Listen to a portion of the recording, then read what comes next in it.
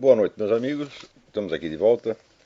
Como sempre, começamos invocando a Santíssima Virgem Maria, o Santo Padre Pio de Pietrelcina, para que roguem a Deus que nenhuma injustiça se cometa neste programa. Por falar em injustiça, outro dia surgiu aí uma discussão na parte do Júlio Lemos a respeito de vários assuntos filosóficos. Começou com uma discussão sobre o negócio dos futuros contingentes, porque o Júlio tinha analisado lá umas frases construídas em tempo futuro e relacionava aquilo ao problema de determinismo e livre-arbítrio. Então eu respondi, falei, não, isso aí não tem absolutamente nada a ver com determinismo e livre-arbítrio. Quer dizer, nem o fato de você construir uma frase em tempo futuro não pressupõe nem uma coisa nem outra, quer dizer, o problema metafísico aí está completamente separado do problema lógico-gramatical, não tem absolutamente nada que ver uma coisa com outra. Era uma discussão até interessante, né? Mas daí, no meio, entrou lá um rapaz citando uma discussão que eu tinha tido mais de 10 anos atrás com Oswaldo Porchat Pereira.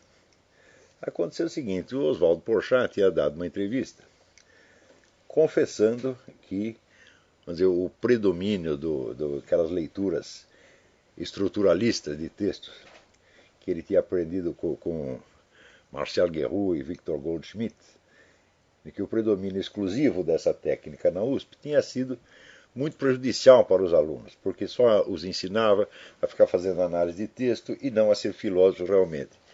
E ele, inclusive, usava umas palavras bem pesadas. Ele disse, não, aquilo lá criou uma situação muito infeliz, né? E ele se considerava um dos culpados, ele se confessava, eu fui um dos culpados, quer dizer, ele confessava que ele tinha ajudado a emburrecer lá uma geração de alunos. Né? E eu tinha escrito, então escrevi um artigo elogiando a posição dele.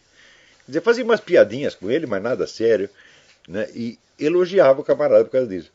Daí, ele, vendo que a coisa ia pegar mal na USP, né?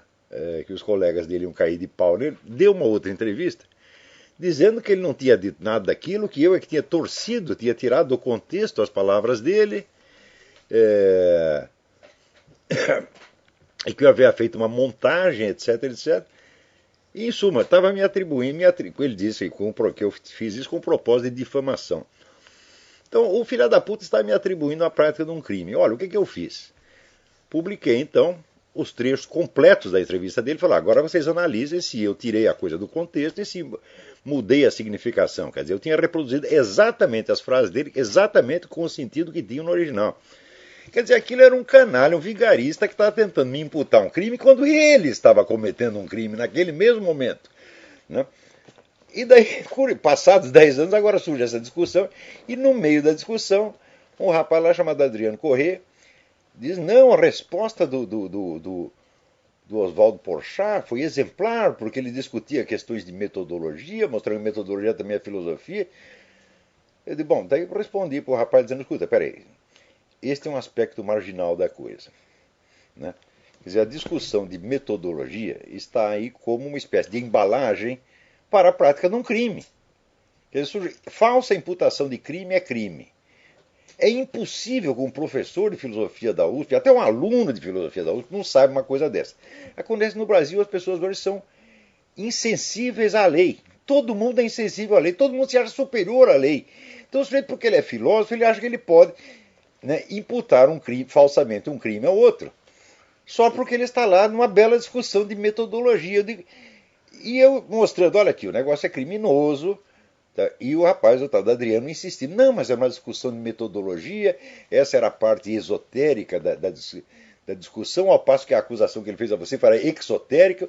Eu digo, mas que coisa mais entojada, mais besta. Como é possível uma pessoa estudar anos, né, para depois não perceber uma prática de um crime que está na cara dele? Então, ó, é claro, o Porchat, ele de fato ele quis limpar a sua reputação, limpar a sua barra com seus colegas da USP, porque ele tinha feito declarações contra eles, só que não tinham chamado a atenção de ninguém. Quando eu publiquei aquilo na Bravo, na revista Bravo, que era uma revista de grande sucesso na época, a coisa virou um escândalo. mas eu reproduzi apenas as palavras dele. Né? Então, daí ele mais que depressa se apressou, né, em vez de se desmentir, ele podia ter pedido desculpa aos caras, falando, não, eu exagerei, eu falei contra você, não devia, etc. Não, tentou se limpar em mim, dizendo que eu é que tinha torcido as palavras dele.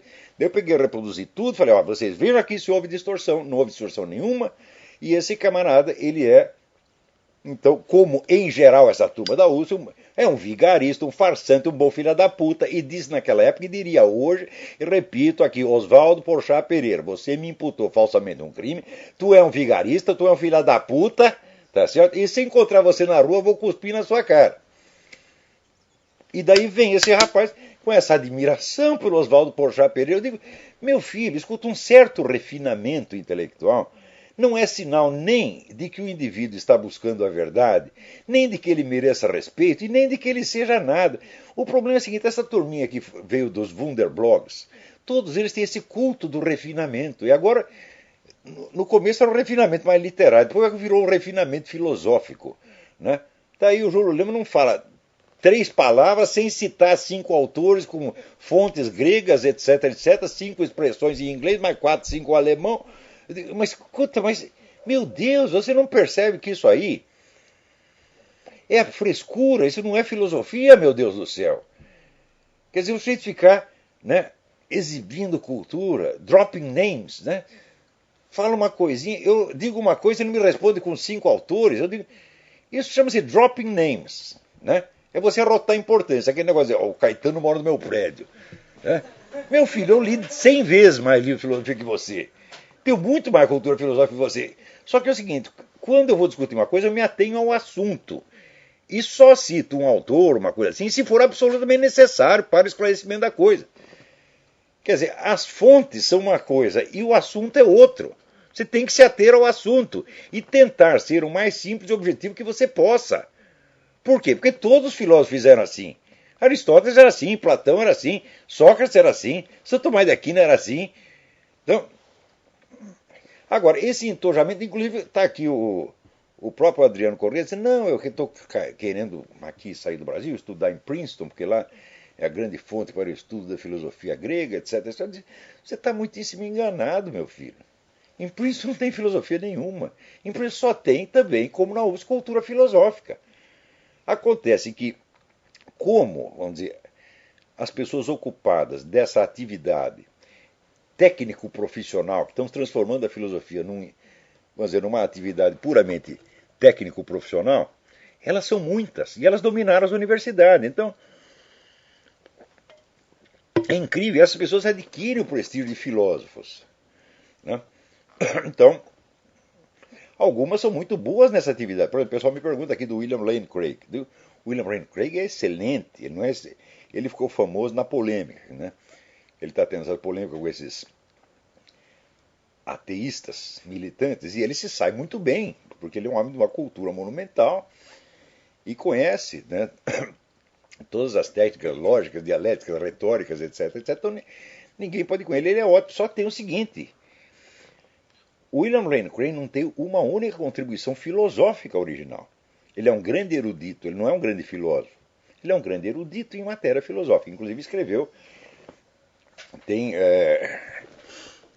livros dele, estudos, né, sobre a noção do tempo na filosofia antiga até medieval, sobre a noção da presciência divina, desde Platão desde Aristóteles até Soares. Né? Então, é um erudito, sem dúvida.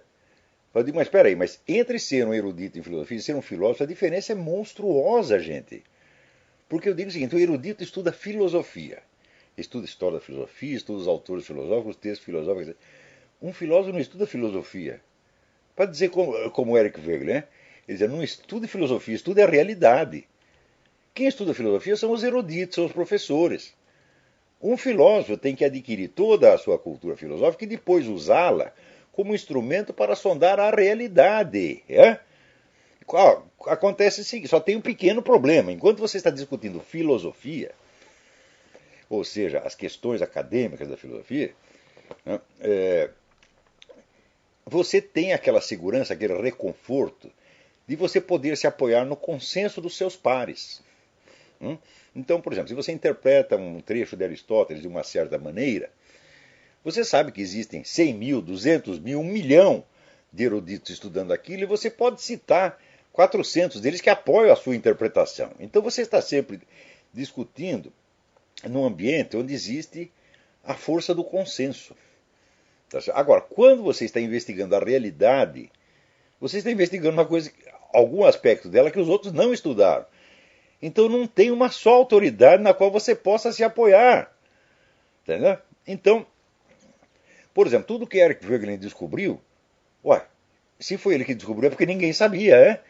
Então não tem ninguém que possa dar respaldo a ele.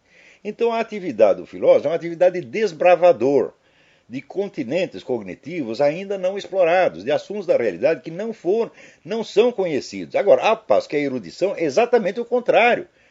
A erudição é formação de consenso. Você está entendendo? Então, para que serve? Claro que isso é uma atividade utilíssima. Por exemplo, eu lembro quando eu tive aquela discussão com o Paulo Giraldelli a respeito de uma interpretação de um trecho de Platão, né, em que eu dizia que os filósofos, que Platão havia comparado os filósofos aos amantes de espetáculos. Só que ele dizia, algumas pessoas amam o espetáculo das aparências, outras amam o espetáculo da verdade. E era essa a comparação que Platão fazia. Daí entra o Paulo Giraldelli e fala, isso lá é o analfabeto, ele está dizendo que os filósofos são amantes de espetáculos, quando Platão disse exatamente o contrário, ele disse que tem os filósofos do lado, os amantes de espetáculos do outro. Daí eu peguei, né, mostrei o texto original para ele, o texto original grego, está aqui, está aqui como é que é o negócio, né, provando por A mais B. Ainda assim ele continuou ranhetando. Mas é o seguinte, eu estava com muita segurança na coisa, por quê? Porque eu conheço a tradição de estudos platônicos, e nessa tradição eu conheço 40, 50 autores que trataram exatamente desse trecho. Então a interpretação que eu fiz está respaldada numa tradição erudita. Ou seja, entre os eruditos, entre os estudiosos do platonismo, entre os filólogos e historiadores da filosofia, não há a menor dúvida quanto à interpretação daquele trecho. Então eu sabia que o Paulo Giraldelli estava dando uma de analfabeto. Então, a erudição filosófica serve para isso, para você tirar esse tipo de dúvida, você está entendendo? E para você ter a certeza de que você está entendendo os textos antigos. Agora, então aí você trabalha dentro de um ambiente profissional, onde você tem centenas de colegas, pessoas igualmente eruditas, que estudaram o assunto e podem confirmar ou impugnar o que você está falando. Quando você entra na filosofia propriamente dita, você não tem isso. Por exemplo, você imagina quando Giambattista Vico, no século XVIII, ele pela primeira vez disse uma frase fundamental: nós só conhecemos perfeitamente bem aquilo que nós próprios fizemos. Portanto, nós conhecemos melhor o mundo humano do que o mundo da natureza. Então, a base do conhecimento tem que ser o estudo das coisas humanas, da história, da poesia, etc, etc. E o da natureza vem em segundo lugar, porque o fundamento seria então o que hoje nós chamamos de ciências humanas. Ninguém tinha pensado nisso antes. Giambattista Vico era um professor desconhecido, tá certo? Da Itália, e ele não tinha ninguém para apoiá-lo. Não tinha um contexto de profissionais para dizer ele tem razão ou não tem. O pessoal nem entendeu direito o que ele falou. Tanto que Giambattista Vico só veio a ser compreendido mesmo no século XX, graças ao Benedetto Croce. Do mesmo modo, quando, por exemplo, Eric Voegelin, Eric Voegelin descobre, então, a raiz gnóstica e messiânica dos movimentos ideológicos modernos. Então, também ninguém tinha pensado nisso, meu Deus do céu. O que é que vai confirmar? Leva 50, 60 anos para depois ter uma discussão. Para uma descoberta, um avanço filosófico, um progresso na filosofia, se tornar matéria de ensino e erudição, são 50, 60 anos que passam, no mínimo. Então são atividades completamente diferentes. Parece que está difícil as pessoas entenderem isso no Brasil. Por quê? Você vê, até eu mesmo fui um dos responsáveis por criar uma onda de estudos eruditos no Brasil. Porque como no Imbecil Coletivo, em artigos, eu fazia mal gozação com esses professores da USP, da PUC, etc. Mostrando que são todos analfabetos. Logo apareceu um rapaz e falou, porra, está certo, nós precisamos estudar, porra. Hein? E eles foram estudar. Só que acharam que estudar filosofia é tudo. Eu digo, mas não é tudo. Hein? Isso é só um pedacinho. Em primeiro lugar, você tem que estar aberto à realidade, meu filho. E a realidade não é matéria de discussão acadêmica. A realidade você tem que sondar continentes que não foram desbravados ainda. Então, para mim, é o seguinte, o sujeito fazer uma bela discussão de um tema filosófico, para mim não prova nada, prova apenas que é um bom estudante de filosofia. Agora, eu quero ver ele entender o que se passa na realidade, por exemplo, na sociedade humana. É? Então, esse é o teste. Eu sigo sempre a orientação do Wegener nesse sentido. Não estudo filosofia, estudo a realidade. Bom, filosofia eu já estudei. Já adquiri minha cultura filosófica, eu levei 20 anos fazendo isso, só que eu não achava que eu era um filósofo nesse tempo. Hein? Eu era apenas um estudante. Agora, você parar de trabalhar apenas com textos, interpretação de textos e discussões acadêmicas, genéricas, mesmo que sejam de temas filosóficos muito nobres, como por exemplo a questão do determinismo livre-arbítrio, a existência de Deus, etc. São temas muito bonitos, mas são temas de discussão acadêmica, meu Deus do céu. Agora, veja, um grande professor de filosofia que foi Alain. Alain também tentava, quer dizer, teve 2 ou 3 gerações de filósofos franceses que foram alunos de Alain e todos tiravam o chapéu, reconheciam que deviam tudo ao ensinamento daquele professor. E Alain dizia o seguinte, olha, tudo isso que nós estamos estudando, isso é tudo uma besteira se a gente não for capaz de explicar alguma coisa da realidade. Então vamos pegar um caso real, alguma coisa que está acontecendo, e vamos tentar entender. E ele pegou, naquela época, era o começo do século XX, os americanos já tinham feito uma campanha para a erradicação da febre amarela em Cuba. E o Alain pegou aquele exemplo, diz, olha, isso aqui é um exemplo de uma ação humana, planejada, bem executada e bem sucedida. É isso que nós vamos estudar. Se a gente conseguir entender isto, nós vamos ter progredido muito mais do que se nós decorarmos as obras de Platão e Aristóteles. E isso está certo, porque estudar Platão e Aristóteles, estudar, adquirir erudição filosófica é a primeira etapa. Mas é só um começo, meu Deus do céu. Depois tem que largar isso e tentar entender alguma coisa da realidade. Por exemplo, essas investigações que eu fiz sobre o Foro de São Paulo são uma aplicação de técnicas que eu aprendi no estudo da filosofia, meu Deus do céu. Tem uma apostila minha que se chama Questões de Método nas Ciências Sociais. Está lá explicado todos os fundamentos metodológicos do que eu usei para fazer a investigação do Foro de São Paulo e descobrir o que estava acontecendo efetivamente. A dica do Foro de São Paulo e a documentação eu dei todinha ao Zé Carlos Graça Wagner. Mas a interpretação geral que eu dei, essa é minha, e está fundamentada em preceitos metodológicos que eu desenvolvi, né, e que estão expostos nessa apostila que eu usei lá no curso de Filosofia Política e Teoria do Estado que eu dei no Paraná. Então, falou, ó, se eu tenho a certeza de que eu sei alguma coisa, é porque eu testo os meus conhecimentos na realidade e não em discussões teóricas acadêmicas, meu Deus do céu. Você vai, por exemplo, você pega a obra inteira de grandes filósofos do século XX, você pega a obra inteira do Eric Wegener, a obra inteira do Bernard Lonergan, a obra inteira do Xavier Zubiri, dificilmente você encontra uma discussão sobre essas questões genéricas da filosofia. Por exemplo, por que eu acho o Xavier Zubiri um grande filósofo?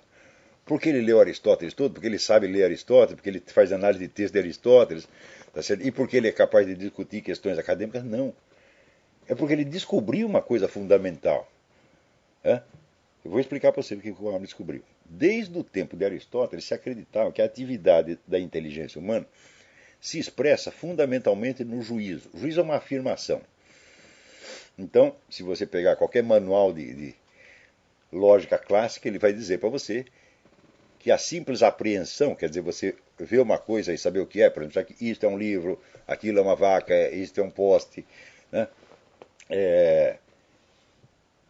A simples apreensão não implica afirmação nem negação. É apenas uma percepção, né? Neutra, por assim dizer. e que a atividade da inteligência começa na hora que você afirma algo. Por exemplo, isto é uma... X é Y e não é J, por exemplo. Né? E depois de 2000 anos dessa tradição, entra o Xavier Zubiri e diz: não, a atividade fundamental da inteligência é a simples apreensão. Por quê? Porque o ser humano, quando apreende um objeto, ele vê, sei lá, um porco-espinho, uma árvore, ele não a apreende como os animais, ele a apreende como realidade, ao passo que os animais a apreendem apenas como um estímulo. Então, a capacidade de apreender realidade é o ato essencial e máximo da inteligência humana, e não o juízo. O juízo é secundário. Afirmar alguma coisa a respeito é secundário. O principal é apreender as coisas como reais. Quando eu li isso no Xavier Zubiri, isso vai fazer quase 30 anos, eu quase tive um orgasmo. Por quê? Porque sempre que eu li o livro de lógica, eu tropeçava na noção da simples apreensão e falava: isso não faz sentido, isso não faz sentido, isso que eles estão dizendo não faz sentido. Parece que faz, mas isso é apenas, vamos dizer, um axioma que eles estão botando no começo para poder continuar raciocinando. Não é uma coisa que tenha fundamento em si. Daí eu li no Xavier Zubiri e falou: raios, eu não estava errado, porque havia, enquanto eu estava desconfiando disso, havia já um grande filósofo. Onde eu estava indo com a farinha, tinha um filósofo já estava voltando com o bolo. O Xavier Zubiri já tinha percebido aquilo, já tinha descoberto a coisa, já tinha fundamentado. Falei: pronto, então quebrou o mau galho. Só que é o seguinte: quantas pessoas estavam habilitadas na época a dizer que o Xavier Zubiri estava certo ou errado? Nenhuma. Ele estava desbravando um negócio que nunca ninguém tinha investigado antes.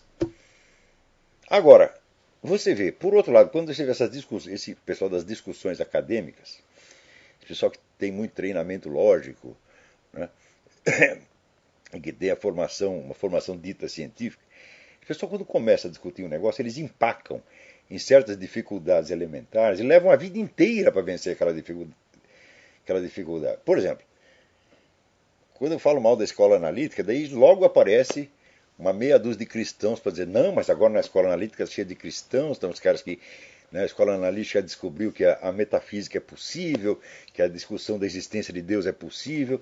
E, meu filho, uma escola de filosofia que leva 100 anos para descobrir que era possível e necessário aquilo que eles diziam que era impossível e inútil, é porque é um bando de cretino. Quer dizer, 100 anos de discussões mais complicadas para concluir uma coisa óbvia que todo mundo já sabia antes. Então, é um avanço técnico que só é necessário para pessoas burras. Porque eu vou dizer o seguinte: existem 3 níveis que você pode apreender alguma coisa. O primeiro nível é intuitivo, quer dizer, você percebe imediatamente. Segundo nível, você vai ter que transformar aquilo num conceito. Dá mais trabalho. Terceiro, não são 3, são 4 níveis. Terceiro nível, você tem que provar aquilo. Bom, provar leva um tempão. Agora, quarto nível, você tem que responder às objeções.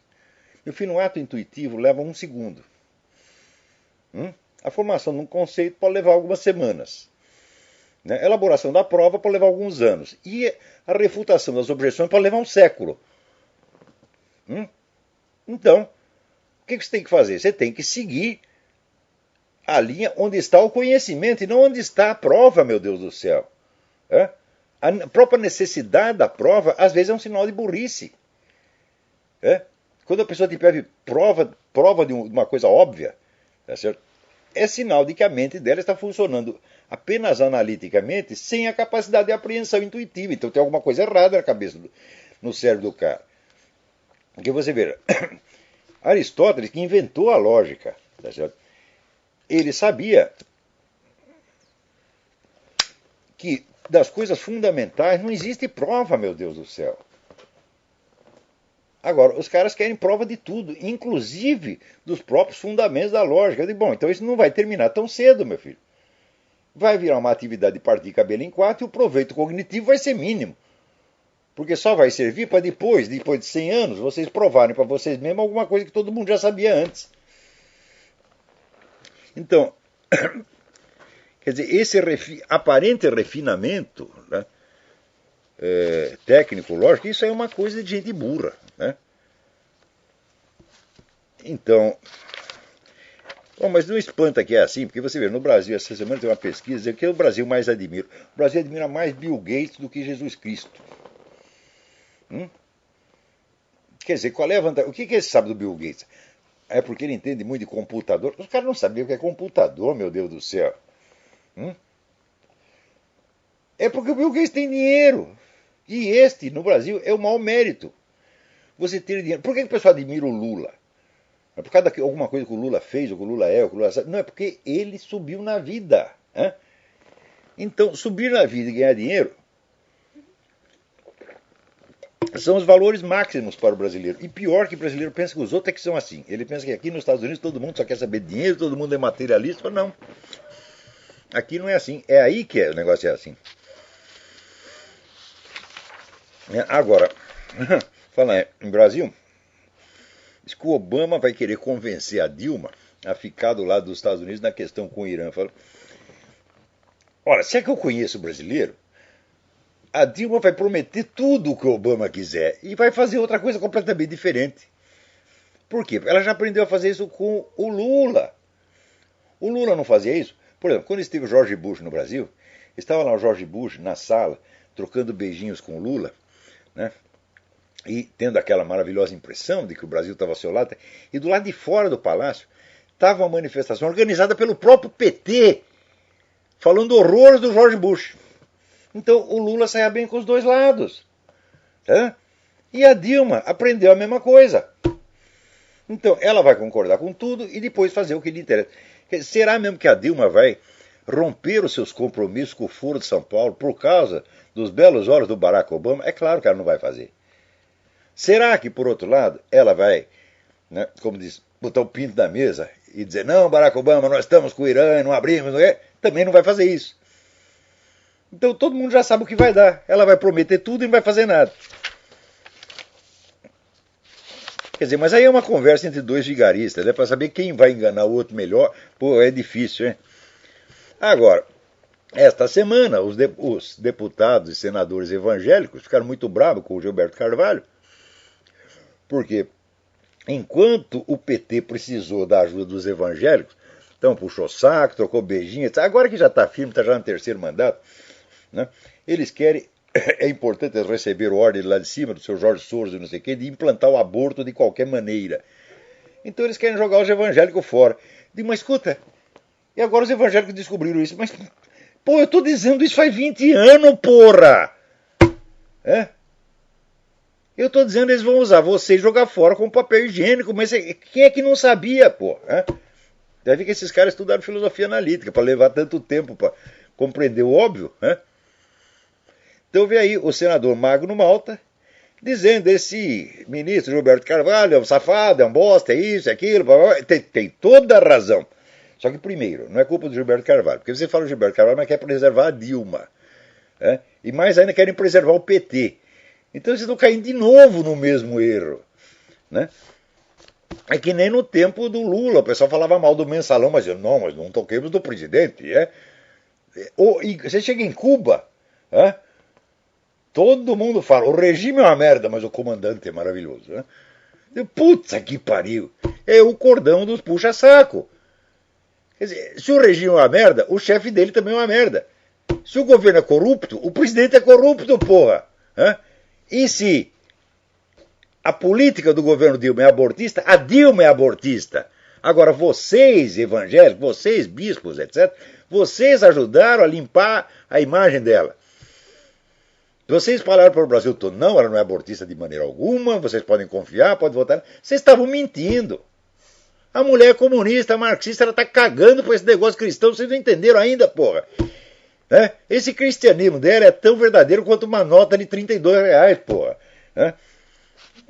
Agora, você não quer ver a realidade, quer enfeitar tudo. Quer dizer, é esta boiolice brasileira que não termina. Então, vocês estão com a razão nisso, os senadores, deputados, vocês estão com toda a razão. Só que é o seguinte, vocês ainda estão minimizando o problema. Vocês ainda estão querendo fingir que não é no seu cu. Não está doendo. Eu estou vendo a sua cara, estou vendo que está doendo, pô. E sei de quem é a pica. É? Agora vocês, não é, não, é só Gilberto Carvalho. Porra! Como é que a gente pode levar a sério uma coisa dessa? Vocês querem o apoio dos cristãos, então digam a verdade, sejam sinceros. É? Não precisa também dizer a verdade que nem eu estou falando, porque eu falo às vezes numa linguagem chocante, mas eu falo isso por quê? Porque eu só tenho 1 hora para falar. É? Então, tem que passar a mensagem muito rapidamente e de maneira muito contundente. Então eu faço isso. Também não precisa falar assim. É? Mas diga a verdade, porra. Estou dizendo, não precisa falar assim, porque eu também não sou exemplo para ninguém. Eu sou um bosta, como todo mundo sabe, filha da puta. Tá certo? Não, realmente não sou um exemplo. Faça a coisa direito. Agora, a única. Só tenho uma virtude que eu tenho a sinceridade. Eu sou sincero para com vocês, sou sincero para comigo mesmo e sou sincero para com Deus. É? Eu não escondo minha sacanagem de Deus, de jeito nenhum. É? E nem de mim mesmo. E o que eu tenho a falar para vocês, eu também falo. E se eu tiver errado, depois eu me corrijo. É? Agora, aqui você vê que coisa, que está aumentando muito o número de cristãos na China, né? Diz que já são aproximadamente uns 200 milhões. Porra, é alguma coisa, tem mais cristão na China do que no Brasil. E o cristão chinês não é que nem o brasileiro, porque no Brasil até a Dilma é cristã, meu Deus do céu. Até o Frei Beto é cristão. Então, o chinês, ele se converte e ele vai lá mesmo, confessa, comunga, ou vai no culto evangélico, etc. Esse negócio está crescendo, mas essas pessoas, é o seguinte, elas são, ao mesmo tempo, elas são membros da Igreja Católica Protestante e são membros do Partido Comunista. Por quê? Porque se você não tem a carteira do Partido Comunista, você não sobe na vida, porra. Né? Então tá cheio de comunistas cristãos, que nem na Rússia, no fim do comunismo, eu conheci um funcionário lá da nossa embaixada, que ele contou que na embaixada tinha um agente da KGB, né, delegado para fiscalizar a embaixada. E o cara da KGB era devoto de São Sérgio. Então ele fazia o serviço dele da KGB, depois ia na igreja de São Sérgio confessar, eu sou um filho da puta, eu fiz isso. Então, os chineses estão lá, quer dizer, vivendo na hipocrisia, comunista cristão. Só que o Partido Comunista agora decidiu que não pode mais esse negócio, tem que acabar com essa porra, porque afinal de contas ainda é o Partido Comunista, ainda tem a doutrina ateísta oficial e a religião ainda é proibida. Então agora vai ser uma queda de braço, né? Porque é muita gente que está. A China tem 1 bilhão e 300 milhões de pessoas. Quer dizer, de 200 a 300 milhões são religiosos, dos quais, sei lá, a metade, 1/3 é cristão. Vai ser uma queda de braço, hein? Agora, você veja, nessa hora que a gente tem que perguntar para aqueles liberais que diziam, não, liberalizando a economia vai liberalizar o regime. Aí, tá vendo? Passou 20 anos, já liberalizou. A China é uma potência capitalista monstruosa, crescendo muito mais do que os Estados Unidos, é uma coisa muito impressionante.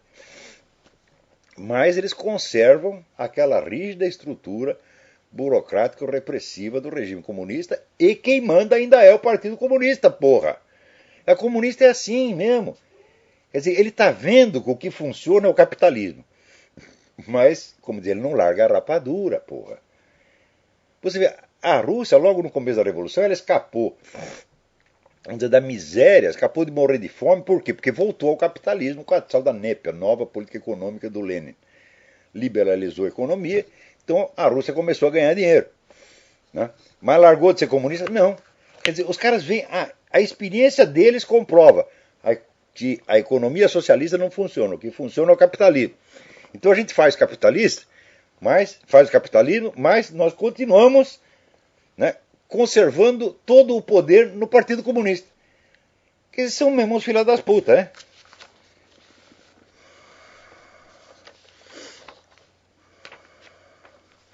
Agora aqui, o Arthur Pires Silva me pergunta, muitos marxistas dizem que é muito pobre e redutor associar as ideias marxistas às práticas nos países socialistas e comunistas. Mas eu digo, mas escuta, isso é uma característica permanente da mentalidade revolucionária. O revolucionário nunca é responsável por aquilo que faz. Nunca.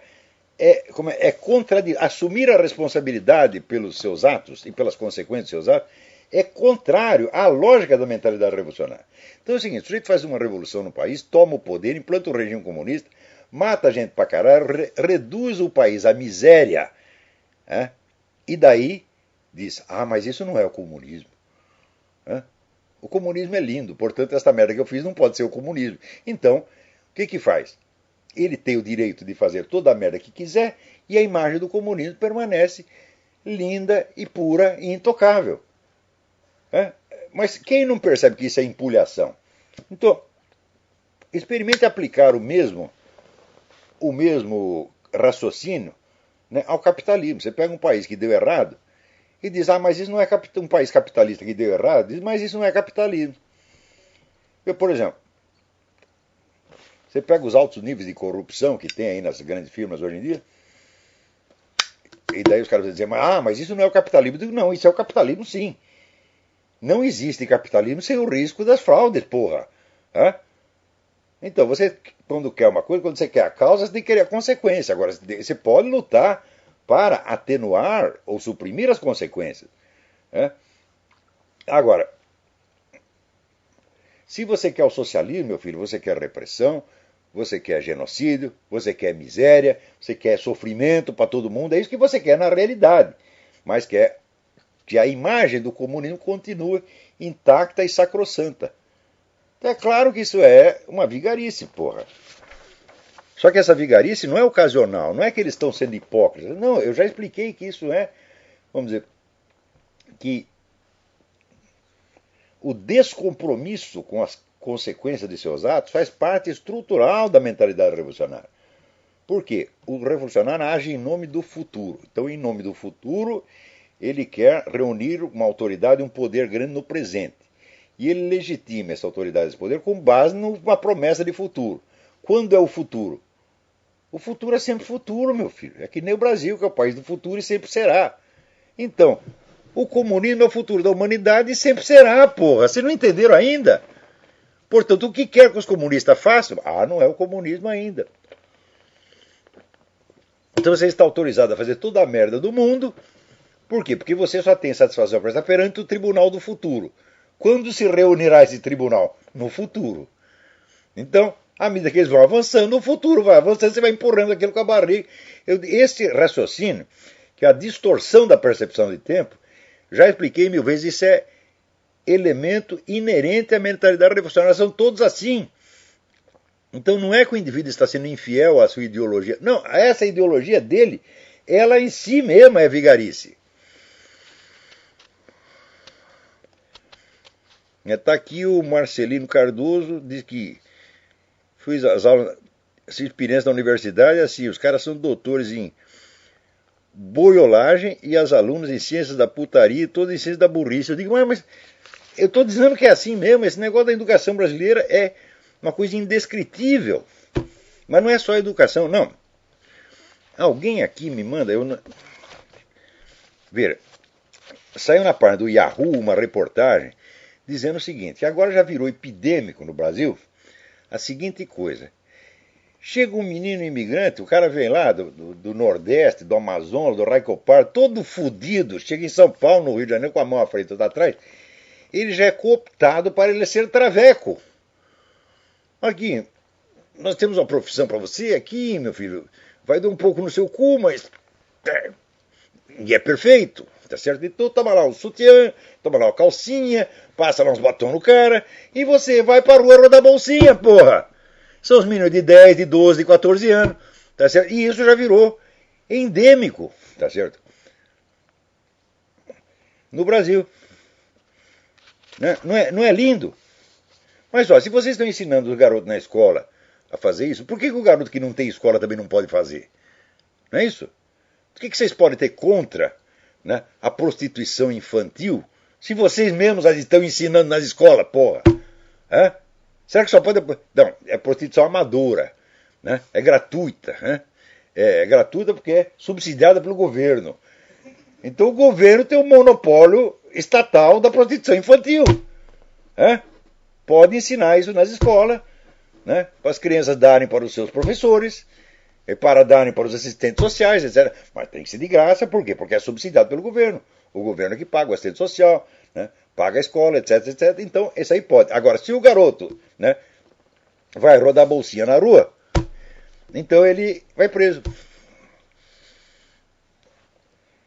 Quer dizer, é um aspecto, vou dizer, do caos mental brasileiro.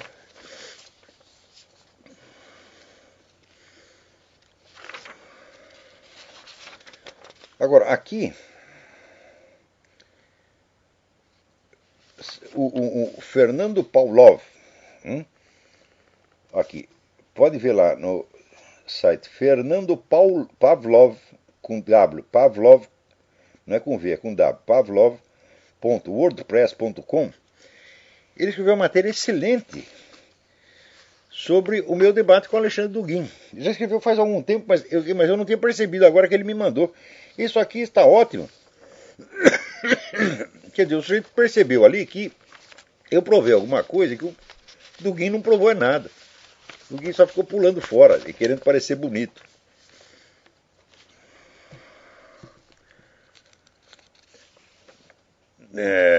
Olha que coisa mais linda. O Barack Obama quer dar mais 800 milhões de dólares para a Primavera Árabe. Primavera Árabe, você sabe o que é? Consiste em reunir a turma da fraternidade muçulmana, que é o pessoal radical, ligado ao Hamas, etc, etc. Tomar o poder no país e começar a matar cristão, prende os americanos, como prenderam no Egito. Tá certo? E é isso a Primavera Árabe e o Obama está dando dinheiro para os filhos das putas. Então, olha, se você pegar tudo que o Barack Obama fez desde que chegou à presidência aqui, é tudo calculado para foder com os Estados Unidos, mas é uma coisa tão óbvia, tão patente, que isso é impossível não enxergar. Tá certo? Claro que você fica incrédulo, fala, não é possível que os caras tenham botado na presidência um completo inimigo do país. Eu digo, mas fizeram isso, meu Deus do céu. Ora, o Buda, tem uma profecia do Buda, que diz que no fim dos tempos ia aparecer muitos crimes que não estão nas leis e que as pessoas não iam perceber. Eu digo, mas está acontecendo. Né?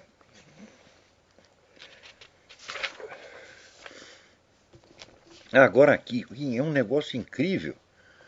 Né? Até sair, tem um artigo que eu mandei para o Diário do Comércio, deve sair hoje, amanhã, sei lá. O relatório aqui do Homeland Security definindo o que é um extremista de direita. Digo, olha, que eu saiba, extremismo, assim como moderação, são coisas que aparecem nas propostas políticas das pessoas. O sujeito é extremista quando ele aceita medidas extremas, aceita ou quer medidas extremas para implantar a sua política. Né? Então, isso quer dizer que a mera análise das ideias do cara não pode dizer se ele é um extremista ou não. Por exemplo, imagina se aparece um sujeito aqui dizendo o capitalismo é a exploração dos pobres, etc, etc, etc. Ele é um extremista? Fala, não. Extremista, se dessas ideias ele concluir que deve derrubar o capitalismo pela violência. Não é isso? Assim como, né, se aparecer um sujeito dizendo, não, a igreja católica é uma bela porcaria, aquilo é um bando de ladrão, etc, etc. Ele é um extremista? Fala, não. Ele passa a ser um extremista na hora que ele diz, não, então nós temos que fechar a igreja católica pela violência, matar os padres, etc. Isso é extremismo. Agora, esse pessoal do Homeland Security, com a ajuda do FBI, faz uma definição de extremista pelas ideias da pessoa. Então, por exemplo, o extremista ele é contra o governo Obama. Ele é contra a imigração ilegal. Né? Ele é contra certas políticas de ajuda às minorias. Né? Ou ele é contra o governo mundial. Eu digo, então peraí. Acho que não tem um conservador nos Estados Unidos que escape, então, da definição de extremista. Né? Agora, também, ao mesmo tempo, tem essa lei. Veja, o Obama é muito filho da puta, porra. Ele assinou essa coisa no dia 31 de dezembro. Tá todo mundo lá bêbado, festejando fim de ano. O Obama secretamente, discretamente, vai lá e assina um decreto que permite ao governo prender e manter preso indefinidamente, sem processo, sem habeas corpus, sem merda nenhuma, qualquer cidadão que seja suspeito de terrorismo, entre aspas. Ora, nós sabemos, aqui tem uma fundação que chama Life Legal Defense Foundation, né, que diz que os ativistas pró-vida, ativistas anti-aborto, já estão em várias listas de terroristas. Quer dizer, se você faz ativismo pró-vida, você já é um terrorista em potencial. Então, oh, meu Deus do céu. Quer dizer, o cara assinou um decreto que permite ele botar na cadeia quem ele quiser. Então, as definições de terrorista, de extremista, são tão amplas que abrangem todo mundo. Então, isso aí é como legislação fiscal no Brasil, né? Que já faz tantas exigências que todo mundo fica fora da lei. Todos os empresários ficam fora da lei. Bom, se a população inteira está fora da lei, quem que o governo vai prender? Vai prender quem lhe interessa prender, porque sempre haverá motivo. Você está entendendo? É como você baixar uma lei dizendo, olha, será que você era criminosa? Toda pessoa que tiver uma cabeça. Mas todo mundo tem cabeça, então, com algumas exceções, todo mundo tem cabeça, portanto, todo mundo é criminoso. Então, muito bem, se todos são, quem nós vamos prender? Não podemos prender todo mundo, então a gente prende seletivamente. Prende seletivamente quem? Quem lhe interessa conforme a política do momento. Então a coisa foi feita isso aí, foi feita com este espírito. Você dá uma definição tremendamente ampla do crime para poder pegar pelo menos metade da nação, e daí dessa metade você escolhe quem você vai prender e quem você vai deixar solta, conforme os seus interesses do momento. A legislação fiscal no Brasil é ou não é assim? Todo mundo sabe que é assim. Então aqui o Barack Obama, o tal do Defense Authorization Act, filho da puta, assinou no fim do ano, porra, pra ninguém perceber. Agora que o pessoal tá acordando de pouquinho. E o pior é o seguinte, ele é tão filho da puta que ele assina e diz, não, eu estou decretando isso, mas não vou, eu estou assinando o decreto, mas não vou permitir a sua aplicação. Eu digo, mas então por que você não vetou? Se não é para aplicar, por que você assina? É hipócrita mesmo, né? Quando, na verdade, nós sabemos que foi o governo dele que pediu ao Congresso para autorizar isso aí. Mas, olha, é tanta sacanagem, a coisa não acaba aqui. Agora, aqui, você vê, diz que a União Europeia, o que quer dizer, a União Europeia, leia-se governo da Alemanha, quem manda aquilo é a Alemanha, quer tomar ali a Grécia e Portugal. Então, veja que o Führer queria dominar a Europa inteira, hein? E tentou por meios militares e se fudeu. Daí apareceu a segunda geração da Alemanha e falou, não é assim, porra.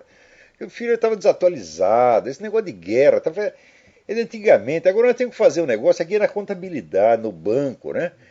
Então, a gente ajuntou o dinheiro, leva esses caras à falência, e daí diz que eles não têm capacidade de se auto-administrar assim mesmo, e nós vamos lá, administramos eles e mandamos.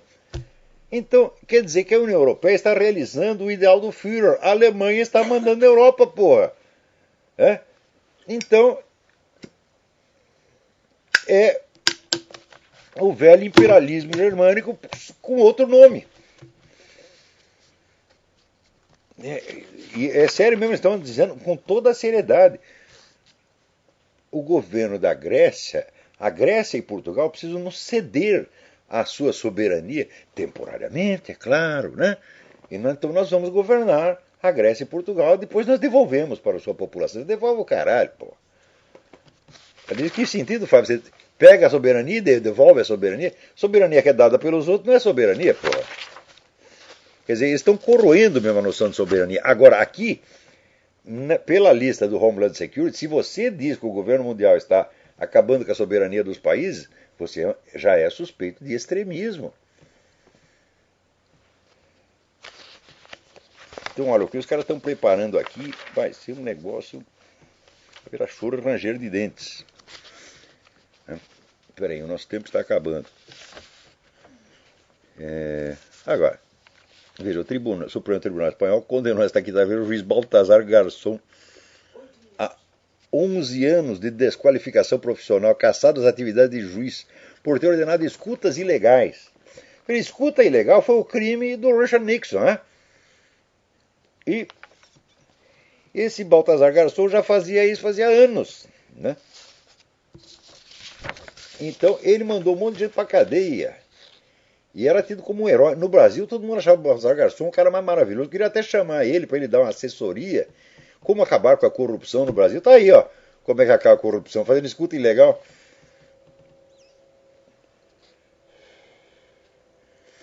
Mas na cabeça desses caras é assim, olha, a justiça declarou o garçom culpado de prejudicar o direito de defesa, ordenar a gravação das conversações na prisão entre advogados e defensores de seus clientes, quer se meter na conversa entre o advogado e o cliente. Puta vida. Agora aqui, Tiago Melo me manda um negócio impressionante. E ele fez um estudo e diz que a estatística de 50 mil assassinatos anuais que tem no Brasil, que ela exclui assassinatos ligados a outros crimes, latrocínio, assassinato passional, e no caso da vítima, quer dizer, se a vítima não morreu no ato, quer dizer, ela morreu no hospital, isso é excluído da estatística de assassinato. Então, se somar tudo isso, é muito mais do que 50 mil. Olha, eu acho que, sendo assim, esses 50 mil mortos todos os anos correspondem somente àqueles que são assassinados fora da ação do assalto e que morrem no local do crime, de forma comprovadamente não passional. Puta merda. Olha, isso é uma coisa que tem que ser estudada. Você é um pioneiro, você está descobrindo uma coisa muitíssimo importante. Então, quem tem a meias de checar isso aqui, por favor, vá atrás desse negócio. Pode ser que não seja 50 mil, não é muito mais. Esse 50 mil já é uma coisa horrorosa, porque é 2 guerras do Iraque por ano. Né? Mas ainda as autoridades vão levar uma parte dos assassinatos para baixo do tapete para não dar na vista.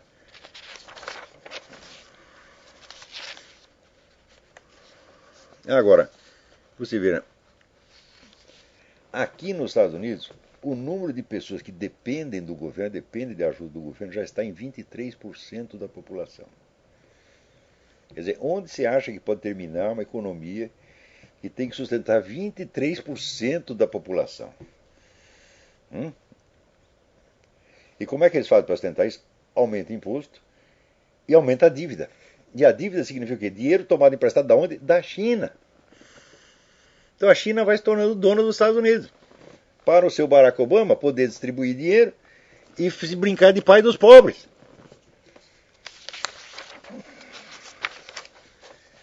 Então, olha, o nosso tempo está aqui no fim. Quero avisar vocês que eu vou dar aqui em Colonel Heights, em maio, um curso que vai se chamar Conhecimento e Moralidade. Eu vou colocar o programa no meu site esta semana. Então, aqueles que tenham planos de vir já, vai comprando sua passagem. Né? Eu não tenho a data certa, provavelmente vai ser de 7 a 12 de maio. Confirma ainda esta semana. Tá bom? Então, por hoje é só. Até semana que vem. Muito obrigado.